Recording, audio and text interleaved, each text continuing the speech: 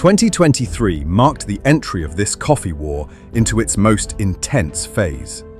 If previous competition was mainly about business model differences, it had now evolved into an all-out battle over pricing power and localization strategies. Luckin's biggest weapon has always been price.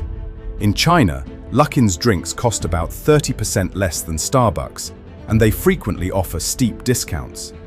During early price wars, Luckin's per-cup coffee prices dropped as low as $1.40. This extreme value proposition was incredibly powerful in an environment of slowing economic growth.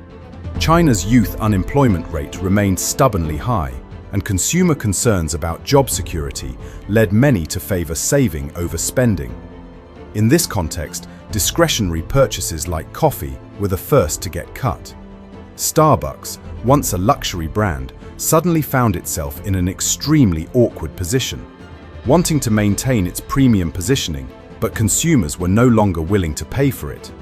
Even more devastating was Luckin's agility in product innovation and localization that far exceeded Starbucks. Luckin frequently launched various exotic flavors, blurring the line between coffee and bubble tea. While this bold innovation made coffee purists scoff, it was deeply loved by young consumers. From coconut cloud lattes to raw cheese lattes, Luckin had new products almost every month, maintaining extremely high buzz. At the same time, a deeper cultural factor began to play a role. As US-China political relations became tense, a "Buy Chinese, avoid American" sentiment grew among Chinese consumers. While this influence was subtle, it was definitely affecting consumer choices.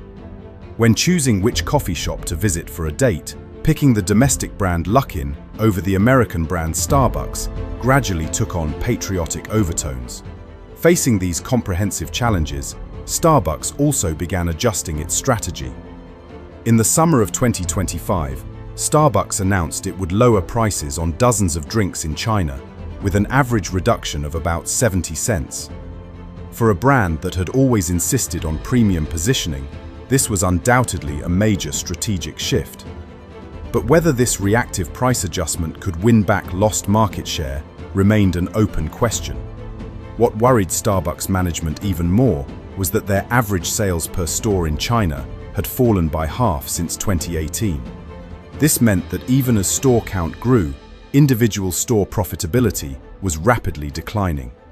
If this trend continued, it would seriously impact Starbucks' overall profitability.